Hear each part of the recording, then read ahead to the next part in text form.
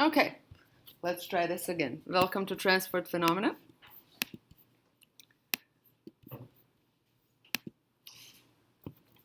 So again, this is the recording of basically what happens on my screen and my voiceover. As long as I'm not super far away, the recording is actually pretty good. So as long as I'm sort of in a radius around my laptop. So my name is Masha Pradanovic. I respond to a lot of things that resemble that because nobody ever says it right. So my first name is, so you will see it as MASA, that's the official transcription, because there's that little thing above S that disappears once I'm outside of my country, which is Croatia. I often, because of that, put H in there because my name is Masha, not Masa. And you can call me a lot of things, Dr. P, Masha, Professor Masha, Dr. Masha. It doesn't really matter. I'm not formal at all. The only thing you're not allowed to call me is Masa. Okay? Because Masa in Croatian is mass. I don't like being called mass. So it has a lot of different meanings apparently in different languages. The best one I've heard, and somebody can possibly confirm, that in Arabic is either table. Oh my God. Okay, no, but that's mesa. No? It's masa. It's also masa? All right. That's a new one. Every time I learn a new meaning. But there's one that is apparently a jewel. I hope. There we go. Okay. Thank you. So that's the best one of them all. The rest. It's a diamond, actually. A diamond, yeah. So the rest I don't like. The rest of the meanings for masa I don't like. So please try to say Masha, and we'll be good. If you want to wrangle with my last name, it's Pradanovic. I know it's a mouthful, and my students call me Dr. P. So that works too. So anything goes except for masa. Did we get that straight? All right. Now, if I butcher your names, as I'm going to try to learn them, if I butcher your names, you can retaliate right back, so you can butcher mine all you want, except for that masa business, okay? So my background is, I come from Croatia, so about half of you are probably completely new to campus. Can you raise your hand if you're new student? So some of you have traveled quite far away. So I was in that situation back in 2000, so it's been a moment, okay? I did my bachelor's in Croatia at the University of Zagreb.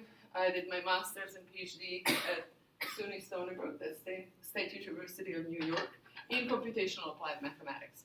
After that, during my PhD and then after for my postdoctoral research, I basically applied that research to flow in porous media. So I basically switched over to petroleum engineering. My research interests are digital rock petrophysics, multi-phase flow modeling in porous media, sediment mechanics, ferrohydrodynamics, and data curation. So you can ask me about my interests as we go along. This course is not necessarily about my research. So, teaching assistant is Min Zhang Min. So she is, are you a third year student? Okay, I lost count. All right. So this is her third year. She did really well in transport phenomena, which earned her great designation to be a TA in this class. So for both of us, we're going to go through syllabus in a moment, but for both of us, you can always send us an email, make an appointment outside of the class. Though when we have office hours, those are kind of the designated hours when we're going to be around. So let me actually just walk over syllabus. So there were copies. Did I make enough copies? Because my last count was about 22 people in the class, and I think I see a little more. Just a little more, yeah. So you can refer to a digital copy. I can bring more printed copies next time. So our contact information is email. There's my phone. Frankly, good luck reaching me by phone. I ignore it really well.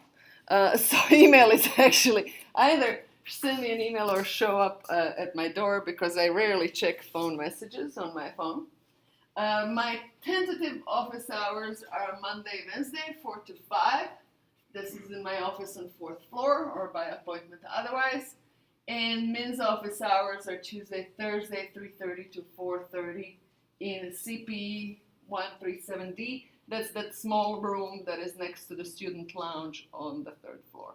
So everybody knows where student lounge is? Okay. So it's right there next to the student lounge, or again, by appointment. So generally, based on your schedule, can you make these times? If you're a very new student, I think you have no classes on Tuesday, Thursday, am I correct? Okay. Maybe if you're not so new, you're taking something that is on Tuesday, Thursday. So these should work for sure. And then I don't think I've seen any classes in this period, so this should work. Not in our department anyway. So then that's basically settled. I'm going to go through course objectives in a moment. Let's just deal with the standard stuff. So textbook, just before I move on, textbook is so Bird, Stewart, and Lightfoot. It's a very good textbook to own, though I'm not going to check whether you own it or not. I don't care in which form you use it, okay? Whether you borrow it from someone or find a PDF or whatever works.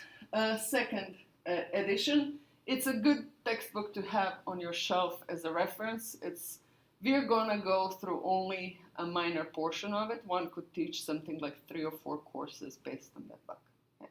So it has a lot in there, and it's one of the classics. It's really what revolutionized teaching in chemical engineering in 1960s, the appearance of this book, and then everybody else followed. So this course is modeled on what's typically done in chemical engineering, and the whole novel idea at that time was to teach all types of transport, momentum, heat, and mass at the same time in parallel.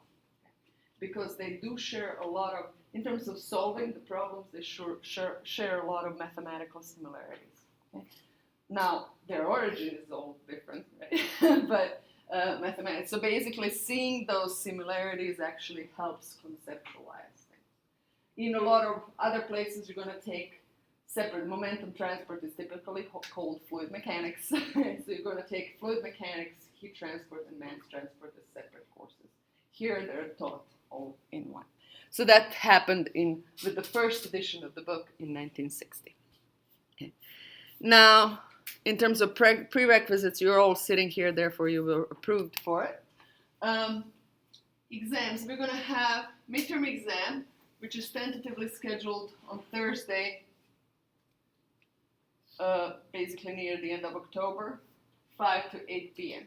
Do you all have access to your schedules right now? Can you check and let me know within a day or two if it doesn't work? If it doesn't work, I'm going to search for an alternative time, but essentially, once we set this date, it's set. There's no moving it, or only in the case of a real emergency. And final exam is also set. This is a large university.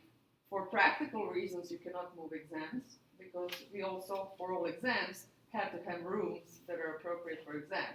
For instance, for this class, this room is not appropriate because you all are too cozy, okay?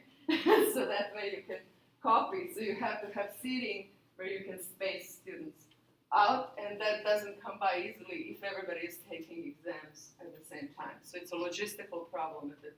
This is one of the largest universities. Therefore, moving this is really difficult. Huh? So on Wednesday and 7 to 10 p.m., I hope you'll function at that hour. Or maybe you function better than in the morning, who knows. But basically that's already set, and location will be, we will know location pretty much about a month before the final exams. Okay? So we're going to have about 8 to 10 homework sets, and they're all due a week after they're assigned. So for instance, if I assign the homework today, it would be there a week. It would be due in class a week from now. Typically, my policy is that you can submit a homework later in the day, and then you're just going to take, we're going to take 10% off. Okay? So if you submit then today, I would suggest that as the course kind of ramps up and gets more difficult, and then all of the other courses do that at the same time, you will have periods where you're going to be simply overwhelmed. Okay? Take a deep breath. If you need to submit homework late, it's not the end of the world. But better opt to do it than not to do it at all. Okay? Because when you lose step, let's say that you lose 2 or 3 homeworks in a row, you lost the course. So a lot of course taking in general is about discipline, okay? And really showing up. So if you show up and do as much as you can every time and don't give up, you will master the course. But often when you get intimidated by the material or there's overwhelmed because there's multiple things at the same time, and possibly something also happens in your private life, okay, that can basically derail you. The point is not to give up.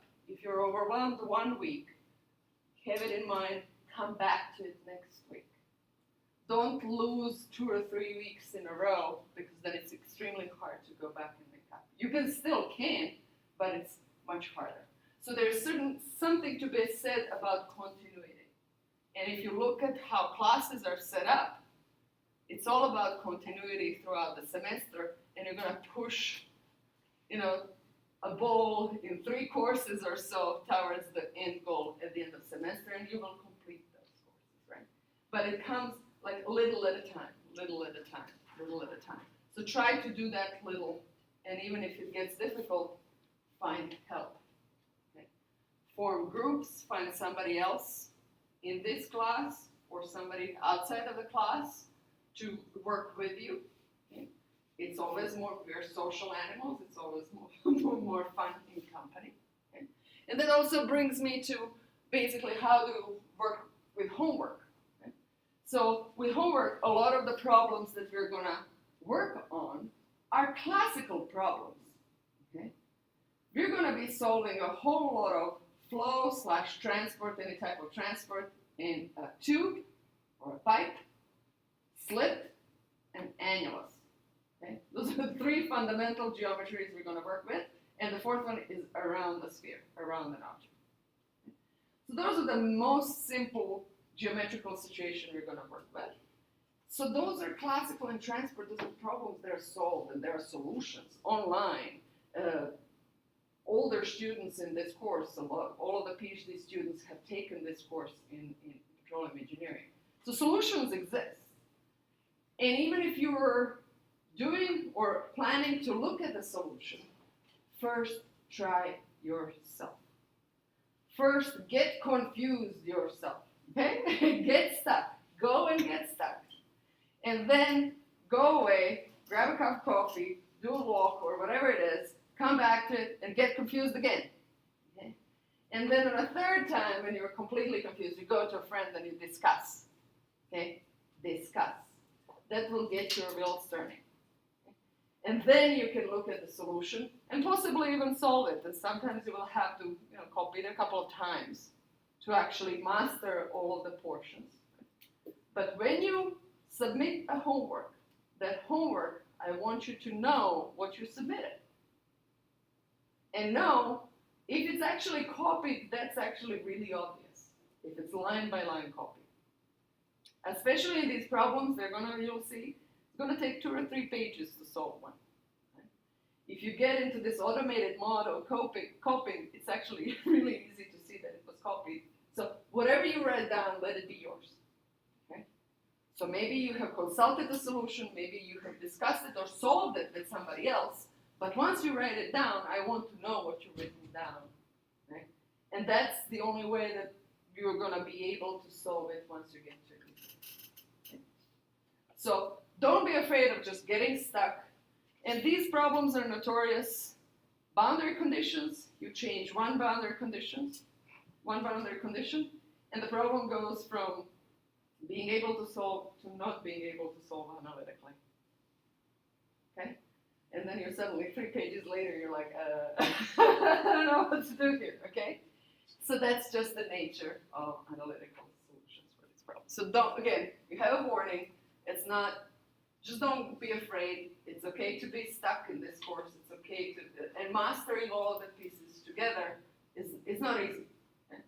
Whether you just came from your undergraduate studies or maybe you had a break, it gets a moment to get back into the calculations and remember all of the pieces that you need to solve the problems. Okay. So grading will be 10% homework, 10% computational part of the homework. So we're going to have probably two, not very big computational projects. It's just really a taste. This course is not about computation or numerical solutions for transport phenomena. That's an entire different course, okay? Probably multiple. You need both numerical methods and then computational fluid dynamics separately. Okay? So there's quite a bit, and there's quite a number of methods you could employ. So it's not what we're going to be doing here. But I just want to give you a taste of here's what numerical solutions can do for you.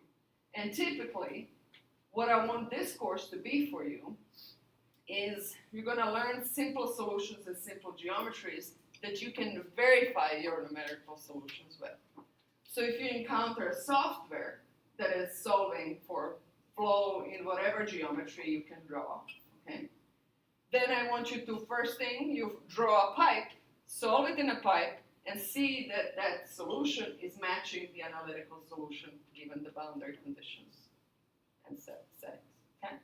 So that's going to be, so I want this course to be a check for you for anything, because most likely than not, more likely than not, in your research, you're going to probably use some numerical solver or the other to solve the problem that you're working on. But this should be the base, sort of the base to go back to verify those solutions, and also just sketch simple solutions, even if it's an oversimplified problem that you can start with, that can give you some idea about the problem.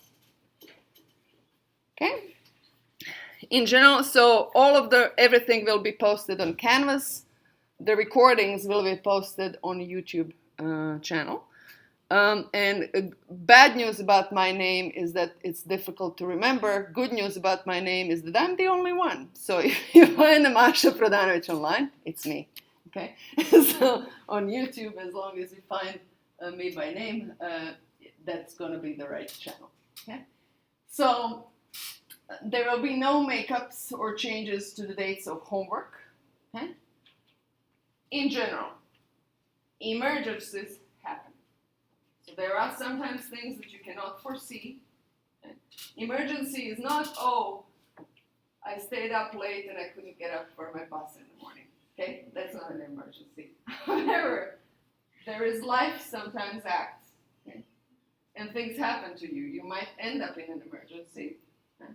Somebody you love might end up in an emergency. So these things happen. As soon as you know, let me know, we'll work with it. If there is something coming up, like you have an interview or something scheduled that is also kind of not necessarily okay to move, or you are going for a conference or anything of that sort, homework dates can certainly be moved around a little. But I have to have a good excuse. Okay? Good excuse, not the I stayed up too late. And it also has to be, should be able to prove it to me. Okay? So as long as I get some proof, all of the reasonable excuses work. Dates for exams are much more difficult. So for that, I have to organize a makeup exam, and there's a whole lot of friction involved with that. So only extreme emergencies will move the exam. All right. So, or rather, let us organize a new exam for you. I already commented on turning in your work. So I expect you to be present in class. I will occasionally have a quiz. I don't have a lot of quizzes in this class, but here and there I just drop one just to keep you on your toes. Okay? I will not enforce things unless I really see that the attendance drops by half here. Okay? So as long as I have a good number in the course, I'm not necessarily bothered by it. So here and there you have to miss it. That is fine. However, if you know that you're gonna miss, just let me know. And that's a good policy in general. As soon as you know something, just say, I'm not gonna be present for this and this reason. It's generally okay. And it's better and more professional if you do that than not. So we also have to start training you for your professional life after you go and work somewhere. Okay. If you need any special needs, there can be adjustment made typically for exams. However, I cannot evaluate that. There's an office at the university that evaluates. It's called Services for Students with Disabilities. So it's often you could get, for instance, extra time on the exam if you qualify. What you need some certain medical proofs to do that. So that's typically dealt with individually. However, if I get a letter from this office, then I can give you extra time on exam as necessary. Yeah. So that is perfectly fine, but I do need to have that letter. And then we also have at UT in general, zero tolerance for any type of harassment. Okay. So if you feel intimidated, and this is based on sexual discrimination, exploitation, intimidation of any form, do come out and deal with it. Now, I am also something that is called a mandatory reporter, and so is TA. So if I hear something about somebody, and it could be even that somebody tells me that something bad happened, like let's say rape, at a party, okay, outside of the classroom, I have to report. I have to report what I know about it. So that is what zero tolerance means. That said, and these things are difficult to deal with. Okay? When they happen, and they often happen in some case of power imbalance. So it's your boss or professor versus student is a common power imbalance at the university. So if you feel intimidated by a situation, don't let it go. Don't let it pass. It only gets worse. And even though it's difficult to bring something up against somebody in power, okay, do it. Now, there are different ways to do it. You pick the way that you're ready for. My door is always open if you want to talk about anything like that, but I will have to report. That might be a way for you to force the reporting, okay? And it can be. But there is also anonymous ways, and they're all listed on these web pages. So Title IX is the federal law that is related to these cases. So please go and seek help. My point is whatever you think that is not okay, and this goes for harassment and anything else, whatever you think that is not okay, or maybe even you see somebody next to you that is not okay, report, act. Okay. So don't let it slide by, because these things are extremely difficult to deal with the more time passes by. And they're hard to deal with, so often we kind of want to shove them under the carpet. Shoving anything under the carpet doesn't work. It's going to damage you long. So don't do that. Please report. Again, my door is open, but I do have to report. That goes for everyone, all the faculty and staff, including graduate students with their TAs. But there are ways to deal with it anonymously if that's the way you want to go about it. But seek help. There is a lot of help at this university. There's a lot of support groups for whatever it is that's going on. From problems in transport phenomena to problems in life in general, there are support groups around this campus. Make use of them. That's one benefit of a large campus. There is somebody like you on this campus. So that can help you. All right. And then finally, we get to feedback. You might have noticed that I'm not very formal. You're free to email me, approach me, talk to me, whatever you'd like. I like that. I don't like being formal. So please provide feedback as you go, what works for you in the class, what doesn't. If you're not comfortable sending an email, then, and identifying yourself, then I have a form, and I'm just going to quickly check that this link actually works. So the form looks like this, okay? And it's anonymous, whatever you type in, unless you sign yourself in the same box, I'm not going to see. All I get to see, these are Google Forms, and they're really actually excellent productivity tool for whatever it is that you need to gather. When you need to gather input from people, what I'm going to see is just a timestamp and comment. How is this helpful?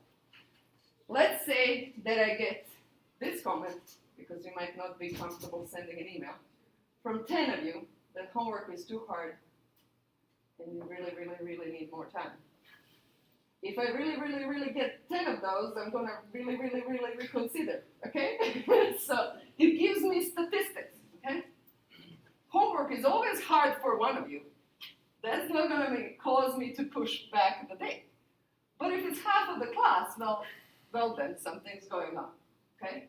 So it gives me the power of statistical gathering of the information. So if you, again, and it's very quick to just submit it, some sort of feedback. I will also ask you, so this is one way to ask questions. If there's something that you want me to go over again in class, you can ask this way. You can also just ask in my office hours. There's options, whatever is actually comfortable. But also, if 10 of you tells me, using this form, that there's a concept that you really don't understand, well, that's a good motivation for me to redo it in class. Okay? Otherwise, we deal with it during office hours. Make sense? So, whatever makes it easy for you to communicate, find a way that it's easy for you to communicate. It might be in person, it might be via email, it might be anonymously, it might be whatever it is. Okay? So, please do so. Again, all I see on the other end is just whatever you typed in here and a timestamp. When did it happen? All right. Basically, we have covered most of the stuff other than course topics, which I'm going to go over our motivation right now. Any questions before I move on? All right. All right. So let's just briefly introduce. I have already introduced the textbook. It's a classic. There will be notes. I'm going to post notes of everything that I do in class. So the PowerPoint, not that it has a lot of information other than motivation, but PowerPoint for this is already online on Canvas. And the source information is still textbook because no PowerPoint can basically fill in information that comes in a textbook. So we're going to deal with momentum, heat, and mass transport. And basically, our motivation is that many petroleum engineering processes involve these phenomena, where heat, mass, and momentum are transported from one spatial location to another. They typically happen at the same time. We can rarely analyze them all at the same time. Okay? So we typically isolate the dominant type of transport and analyze that. And here and there we can do coupled, okay, two at the same time that influence each other. But basically, so here is one example. We all know, if you did your breakfast this morning, and maybe you had eggs, maybe you didn't, but if you heat up some oil on the pan, obviously you're changing viscosity of that oil because it's heating up, right? So if I was solving a transport problem, viscosity is typically a constant, okay, in all of the problems that we will be dealing with. So you solve that for one viscosity at whatever starting temperature, and you go for a while, and you kind of decouple, and then you go with the temperature and you involve, like, well, how is this changing with the temperature? And then you solve again, assuming viscosity is constant, even though your viscosity is actually changing as you go. So that's something that's kind of a typical decoupling, you know, step one, kind of solve for the frozen properties for that point of time, and then forward the transport a little bit, and then change the properties and redo again. Right? So again, very, very rarely we can actually have a problem that is doing both heating up of the oil and solving for its transport at the same time. Okay? So that's simply too complex. Now we exist, this is not by any means specific to petroleum engineering. Our motivation here and there will be coming from petroleum engineering, because obviously this is the department we're in. But this course in some shape or form exists across engineering disciplines. So we basically exist thanks to transport phenomena. You could analyze your lungs or your blood flow just fine as the oil flow in pipes, blood flow in pipes, oil flow in pipes. They of course have slightly different situations, like I don't know of pipelines that expand like this as oil is pumping through, right? But our blood doesn't. So obviously I have to couple in solving for blood flow, not just the blood flow, but also the mechanics of elastic balls that are attached to it. Our balls are rigid. Most of the time they're steel and cement combined, okay? So in a wellbore, there's no problem with moving walls at the time you're doing. They move eventually, okay? But the time scale is slightly different. So in that sense, the setting is different, but fundamental equations that we will be solving on are actually similar across the board. So you have functioning of tissues and living organisms, weather, formation of a landscape, all of those are actually transport phenomena. Now, our society, so there's an interesting, so in the interdependence of the engineering and essentially sociology and politics, if you will, our society functions thanks to oil and gas. We are basically prerequisite for a lot of things in this city to happen, because for one, people have to get to work. And most of the time they're using transport that is in some shape or form based on hydrocarbons. Okay? So nothing else will happen without it. You can have the most extraordinary medicine, but if you can't get to a hospital, kind of too bad. So we want transportation. We want to get to school, work, visit places.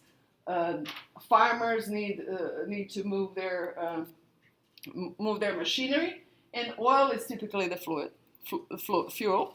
You also want electricity.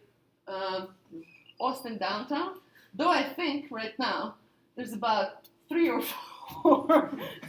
Austin has been dynamically changing since about 2007 in most extraordinary ways. So I've been living here since 2005, but I often go down the street and I don't recognize it anymore because there has been so much building, especially downtown and south of the river. There has been like amazing changes in terms of growth.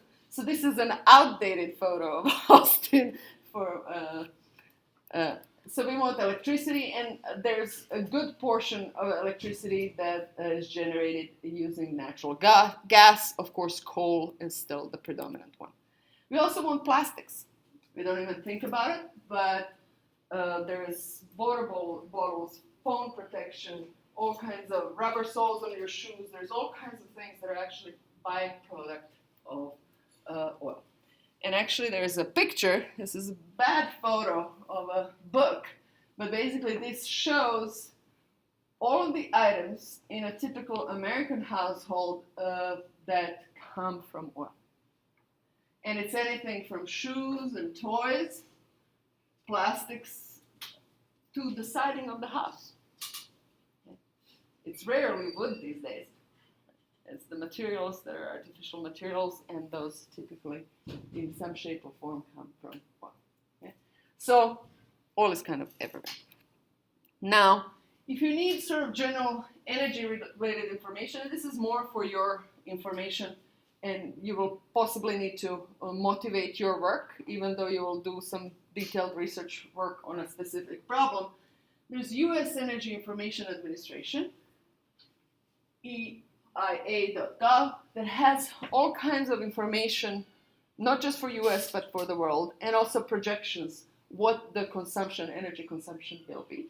And many companies also provide sort of general global outlook, typically yearly. Okay, so you can look for them. So here is an example. This is primary energy consumption by fuel. And this is, of course, extrapolated to 2040, and it's subject to change, this extrapolation, and we're somewhere here. So basically, you can basically see petroleum and other liquids are still close to 40%. Coal is close to 20%. Then there's nuclear, renewables, and natural gas is 30%. And natural gas is something that specifically in the United States, but also globally, is growing. So this balance changes as we go. There is a lot of discussion on energy from renewables, and I'm all for it. I drive a hybrid car. I try to conserve energy as much as I can. I don't like wasting it because I think we're going to be using a lot of energy either way. But at the same time, it is unrealistic to think that renewables make up for 30 plus almost 60% of our energy consumption anytime soon. So oil in some shape or form, oil and gas, are here to stay for definitely our lifetimes. Now this is a complicated graph, but you can basically also see this is all from that EIA. What's interesting to see, so if I actually want to look at the electricity generation, I can see that coal is still a predominant way, and then there is natural gas. So they're sort of 3-to-1 in terms of electricity generation, right? But then natural gas powers all kinds of things. So you can actually see where does energy or which type of energy feed into in this graph, and you can analyze it. But petroleum, again, primarily goes into transportation, industrial uses, and then smaller commercial and residential uses, and very little to electricity generation. Natural gas goes to electricity, and again, industrial, commercial, and residential uses. I cook on gas. That's a residential use. And I don't like cooking on electricity.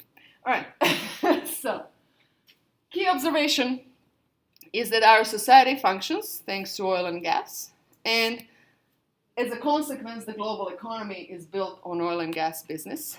There is no oil and gas business, though, without some form of fluid flow. Okay? And this is the motivation for this course in this department. And this motion or flow occurs when there's some gradient of potential to move it around. And this is what we're going to be, as a fundamental problem, we're going to be studying the relationship between gradient of this potential, for instance, pressure, and the flow itself. Okay? So just to also motivate how much oil we actually transport around, anybody knows what was approximate world crude oil production? And I have a number from 2014. It didn't go. I don't update these slides every year, but similar number. Any ideas? In a million barrels per day? 96 million. 96, that's pretty close. That's, I think, what it is right now. So this is basically in 2014, it was about 78, though I think now is above 90. Okay? So it's something that is growing, but that's a whole lot to move around.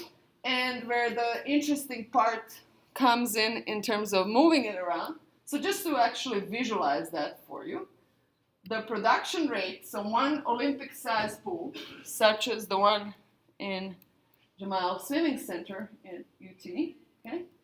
So it's about 2.5 million liters, and this is how many US gallons. So the production rate is close to 4,000 of these pools per day, okay?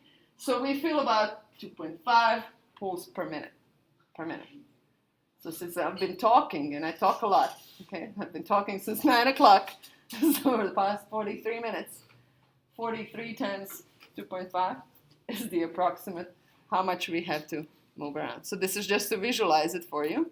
And the society gradient is that the problem is that those that use it a lot and those that produce it a lot are not in one place. So enter geopolitics of oil production. So you can see that this is the producers, leading producers versus leading consumers. The United States does top everybody up, but there is especially China and India, that are moving up at a very fast rate. Okay. So essentially, the differences between who consumes and who produces is what causes flow. That's your gradient on society level. Okay? And that's what moves things around.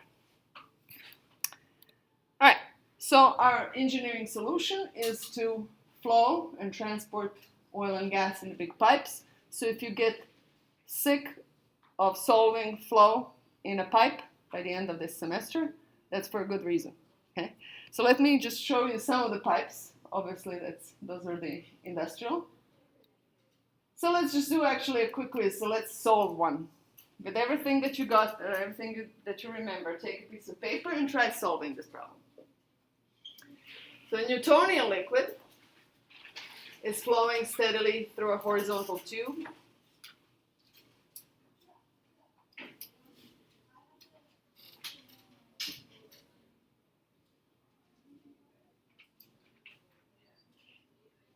Of length, given length and given diameter, there's a pressure gradient. And I'm asking, what is the force that the flow exerts on the tube?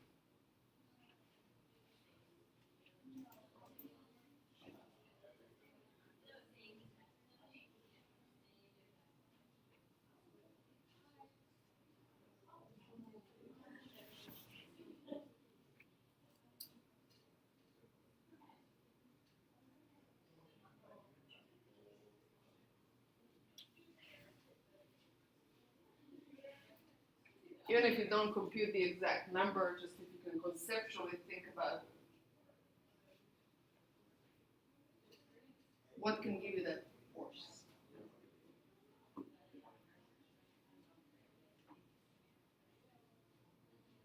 Or maybe you do remember the formula.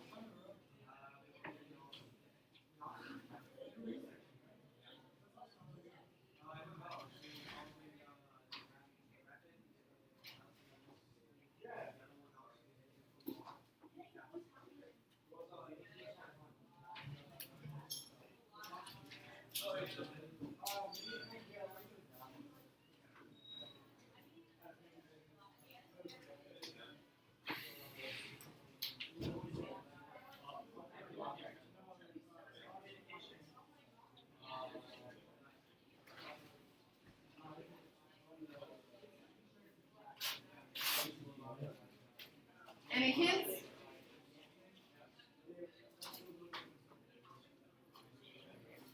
Yeah, the force is, the pressure is force of gravity. So this is the quickest way to deal with this problem.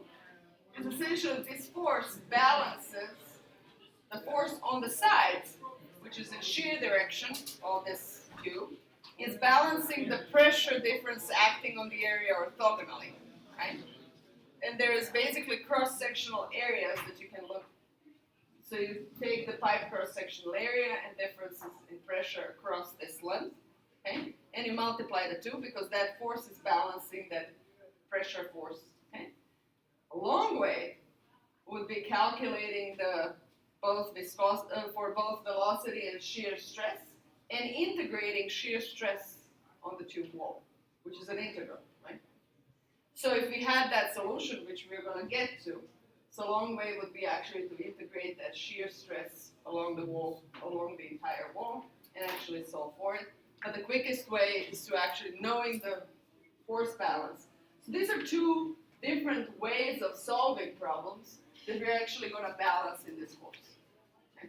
So there's always some sort of macroscopic force balance that you can employ. And those are typically the quickest solutions to jot down on a piece of paper when you're approaching a problem, just to see what is the sizes of these things, right?